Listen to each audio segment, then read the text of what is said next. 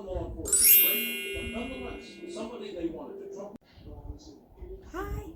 welcome back to my channel. I'm Samantha, I'm 43. I thought today I would do some makeup and we can just chit chat while I do that. So, my mirror's right here, so that's where I'm gonna be looking. Sorry. So, like I said, I'm 43, single mother, 2 boys, 10 and 13. I also have Crohn's. So I thought we could chat about all that, and if you have any questions, you just leave them in the comments and I will do my best to answer them all. But yeah. So I started out getting diagnosed with Crohn's when I was about 25. I found a fistula. I had a colonoscopy and I ended up finding a fistula, which is how I originally got diagnosed. And then I had a couple small flares here and there. But back in those days, I think Asacol was the medicine you took for that. It was really the only thing that was out at that time. And then about 5 years into it, I got put on Remicade, which is an IV infusion, and they had put me in a remission for a couple years. And then, God, about 30, I had my first son, and everything went well. I had it was a tough delivery, but pregnancy and everything and recovery was pretty good. And then at 33, I had my second son. And I had lost a lot of blood with that delivery, C-section, both of them. And they had put me on iron pills because I had lost a lot of blood and I was showing anemic. And I think, or I don't think, I know, it was hard on my stomach, which started a flare, and a major one. I didn't know because I never had a major flare at that time. But I went for about a year with one gastroenterologist who, he didn't take very good care of me at all. And I was on steroids a lot for that year. And asked to call. Hi Dave, what's up? Can I turn the No! Hold on. What's going on, Daddy? Give me a second. Can I turn the F? Just give me a minute. I'll be out in a minute. Still my turn, Dave. My bad. Okay. Now! With my kids. It happens. Where was I? Oh yeah, so a lot of Asacol, a lot of steroids. And then finally I ended up in the hospital. I just couldn't take it anymore, so I ended up in the hospital, and I was in there for about 3 days, and they did a treatment called what they call dry gut, where I just had IV fluids and I didn't eat, and all I could do was like ice chips. And so I did that, and my mother is here, and she has a TV like on, I swear to God, it has to be on like 90. Anyways,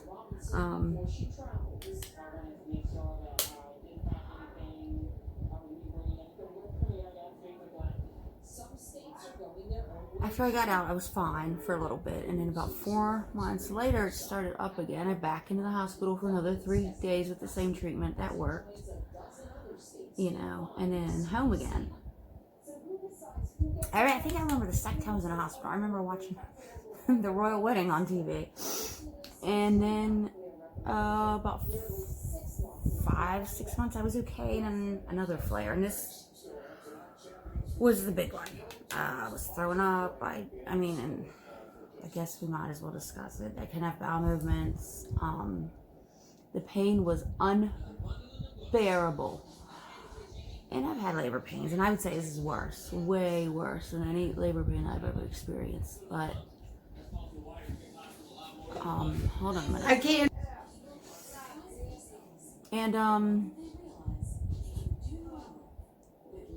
And then, yeah, so I went back in, again, and they couldn't get the flare under control, so I had what was considered exploratory surgery.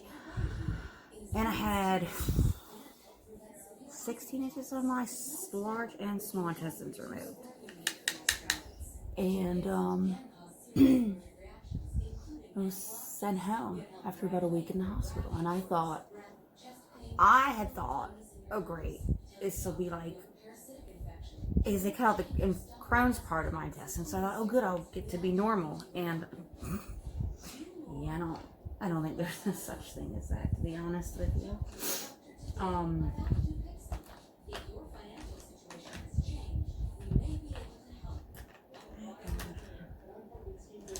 So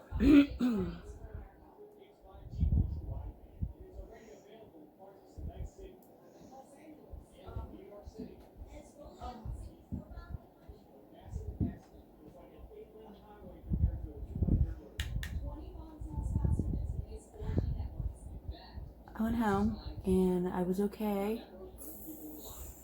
Probably 2-3 days.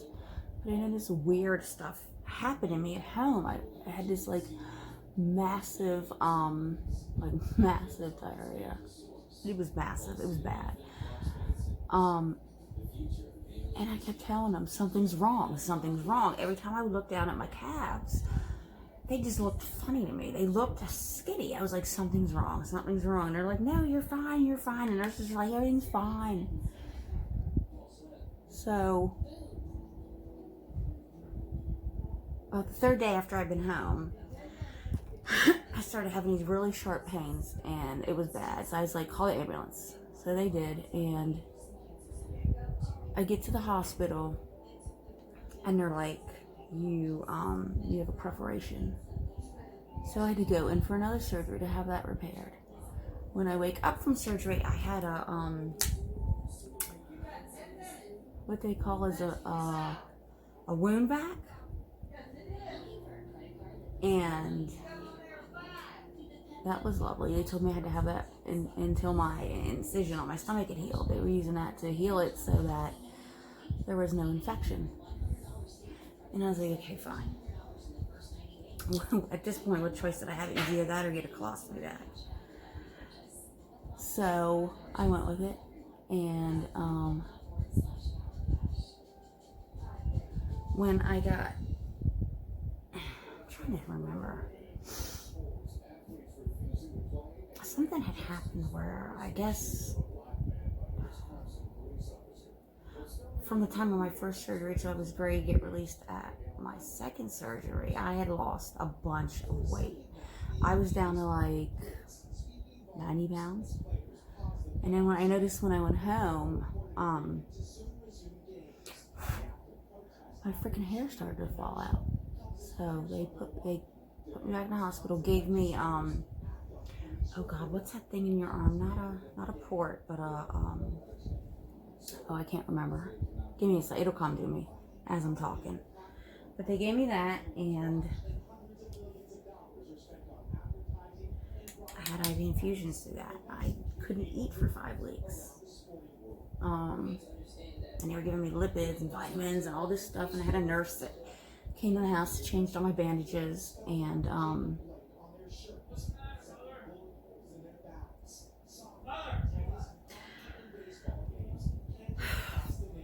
I gained weight on the lipids, but once I got off of it,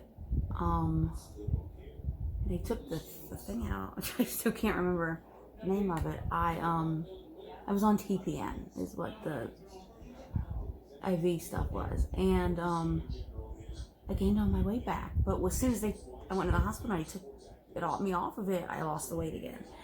And I went through that twice before I finally had switched doctors, and he was like, put me on some steroids with it again, and was like, eat.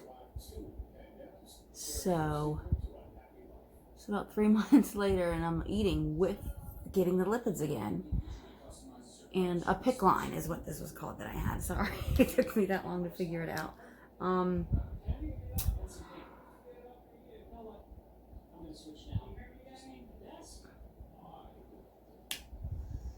So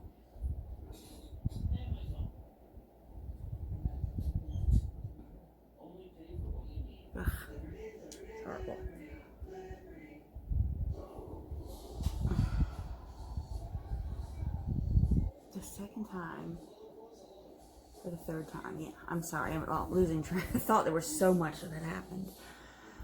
I guess I got, now correct me if I could be saying this wrong.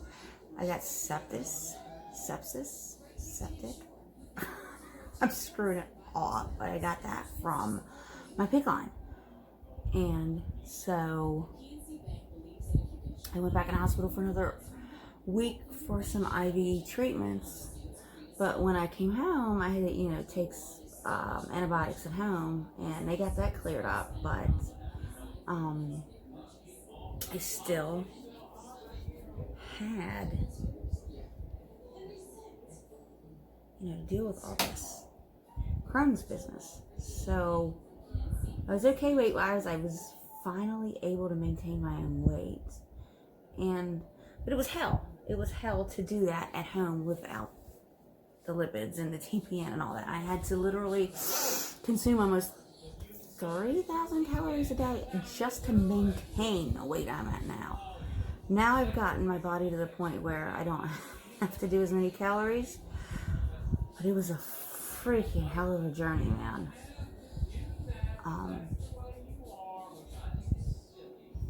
So that's that.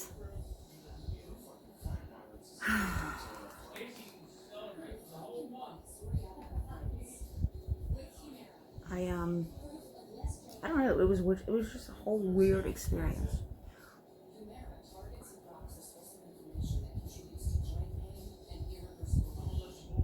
And now I think I've gotten a GI that he takes care of me. I remember about 4 years ago,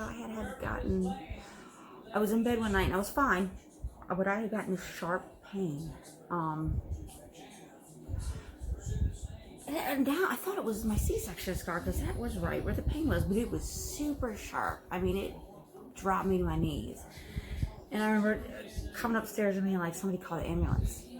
So I get to the hospital, they x-ray me, and they're like, you have a hole in your intestines, a surgical fistula that needs to be closed. We're gonna have to put all these, they wanted to put 15 drains in me, and then they were like, no, just take her to Hopkins. Hopkins will take care of her, because we just don't have,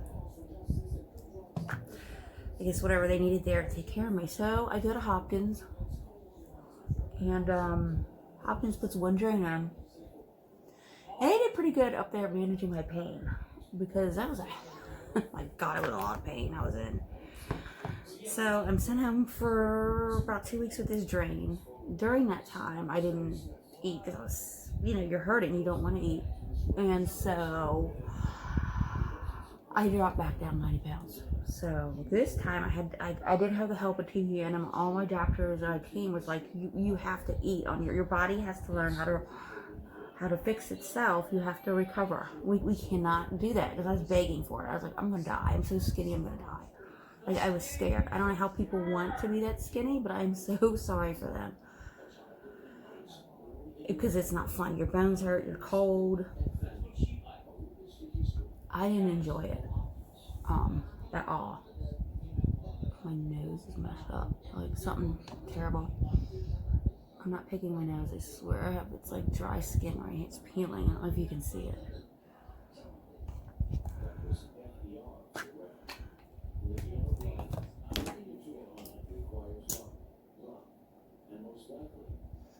This pimple is going to be the death of me.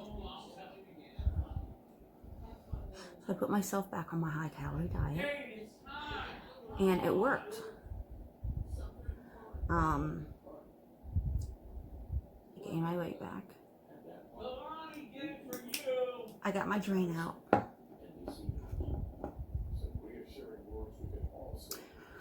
And I've been okay since then. I haven't gone back and got the surgery to fix. It's still in my intestines. I'm on Humira right now, and that sort of keeps everything in line so that it doesn't drain out into my stomach. We're hoping it'll close it. And maybe, or I guess the next step would be see if I can get back on the Remicade to see if that helps at all. But that's It's been my fun journey so far. I went in a couple, last year, I would say, because when I would eat, I would choke on food. So I thought I had some inflammation in my esophagus. So I went in and had my throat stretched. And he said there's something about there was a vein wrapped around my esophagus that was preventing me. It was causing a stricture. So we fixed all that. But I've noticed the last couple months it's been happening again. So I'm gonna have to, I guess, go back and have that procedure done again. Which they say, I've read that you can get it sometimes up to, you have to have it done up to 3 times before it works. God, I hope I don't have to 3 times. Hopefully the second time will be it. But I didn't mind it. It wasn't a horrible procedure.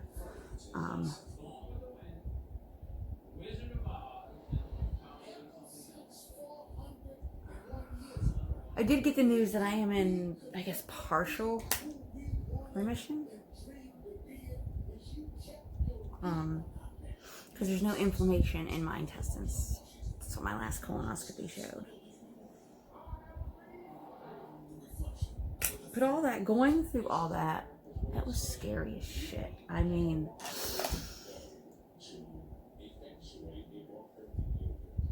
I really thought I was gonna die.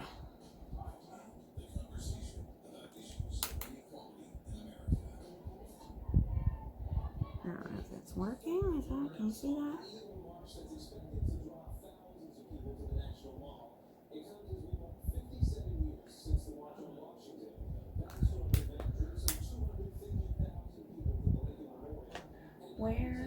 Here it is. Where is my pencil brush? I lose it. So that's kind of been my journey with Crohn's. So far, it's been pretty eventful.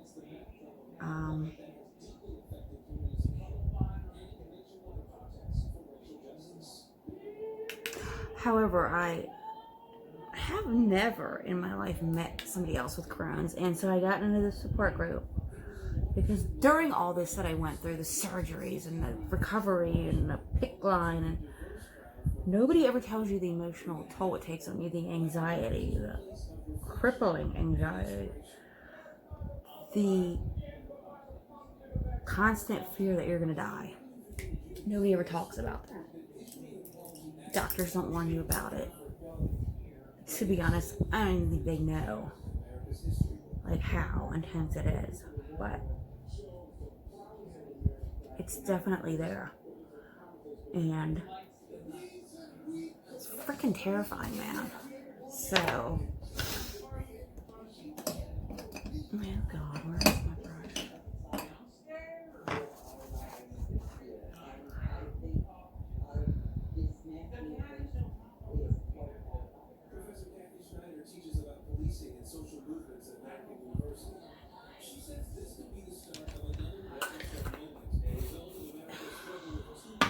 For a while, I was going to my doctor for treating my anxiety.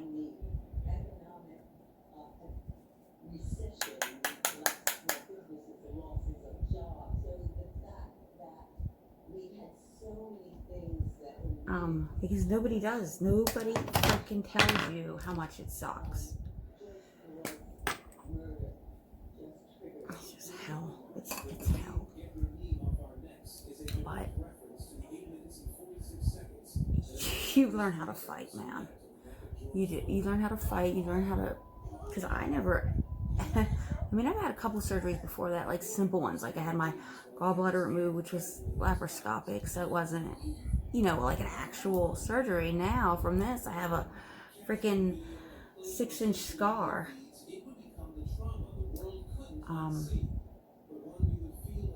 And I scared the bejesus out of my kids because they were like, are you going to have to go back into the hospital? You know, and I spent a lot of time in the hospital.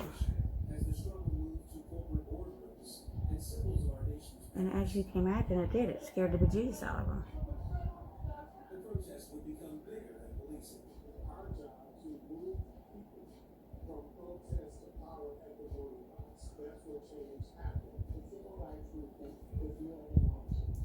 And so because of that, they were always really worried about me.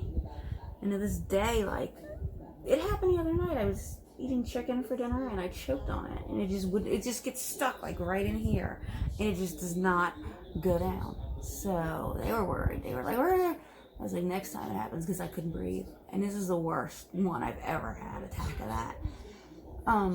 Even before my first throat stretching thing, I didn't ever have an attack that bad. So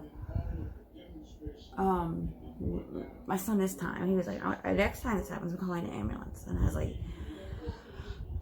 as much as I hate going in and out of the hospital, I was like, yeah, that's probably a good idea. But they've handled it really well so far. I mean, really well. You'd be impressed.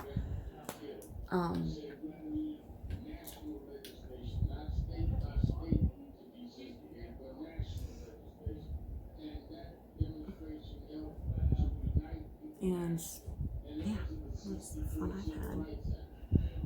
So my hole's still in my stomach. I guess I just have, through this, have developed a fear of hospitals and doctors. Because every time you go into a hospital for a Crohn's flare, especially when you go through the ER, because they're not your GI, they don't know your condition. So you're literally a pincushion for the ER until they actually hold your doctor and figure out what's going on. And I hate that, man. I don't want to be anybody's pincushion. So I guess that kind of has, I'm not thrilled about it. Now, every once in a while, I think, was it last Christmas? No, the Christmas before, I had to go get potassium in the hospital because of all this, and then taking some of my intestines out. My body doesn't hold certain vitamins, like I'm anemic all the time. Specifically the iron infusion, see if that helps. Don't hold potassium. I have low vitamin D because of all of the steroids I've taken. I have osteoporosis. I mean, so everything comes with a freaking side effect, and it's not fun.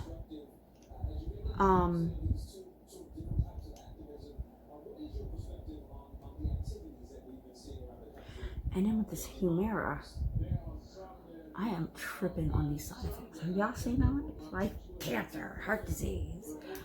Like, Jesus Christ, do I get a freaking break, man? Anyways.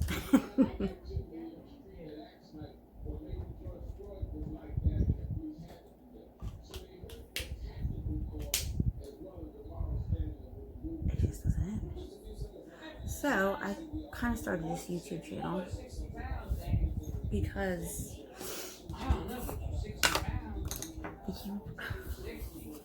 through this whole procedure, you want to, I mean, yeah, I have a disease I have to live with, but you want to try to live as normal as possible, if you can. I mean, that's what I try to do anyways.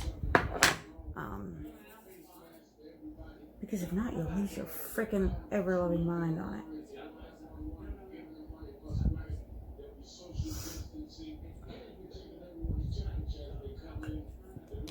That's just my perspective on this whole thing. Everyone else, my kids, they all seem to be handling it pretty well. But they're older.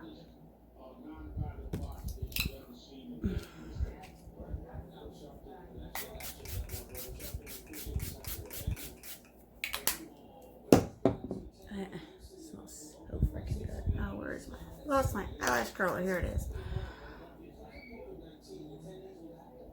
So that, I stay home, I get my BoxyCharm, I take care of my kids. My oldest son has autism, my youngest son has ADHD. So, in between my doctor's appointments, their doctor's appointments, and now I'm in Maryland, so they're doing the first 9 weeks of school virtual. So between homeschooling and all that, we're busy. And, which is good in a way.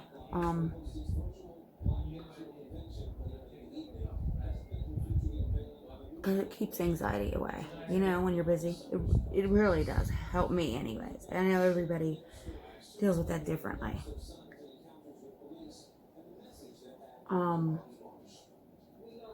And then to top it off, my mother here a couple months ago got diagnosed with Graves' disease. And she had like her symptoms, man. We were trying to. She doesn't like to go to the doctor, and I don't know why I do this, put my mascara on, I just do. But she doesn't like to go to the doctor at all. So getting her in there and getting her diagnosed was fun. But now she, I guess, goes back every 2-3 months and gets blood work to check her thyroid levels. And she's doing pretty good with that.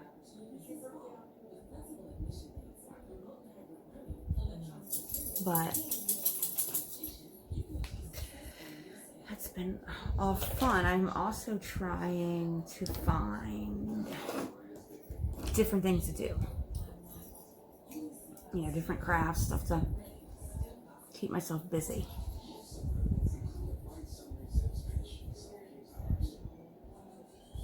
I've often, because I used to be into doing all that when I was younger.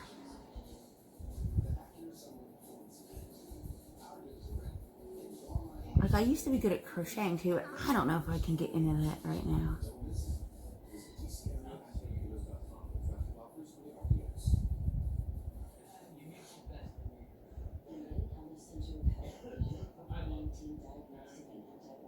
So I thought about kind of like making wreaths and maybe getting into making jewelry, stuff like that. I don't know, I thought it'd be fun.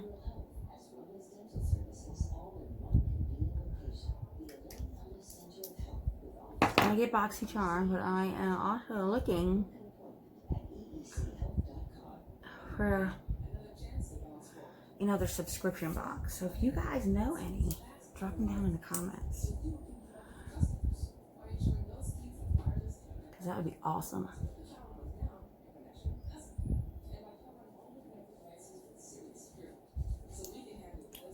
And like I said, if you have any comments or questions, drop them in the comments. And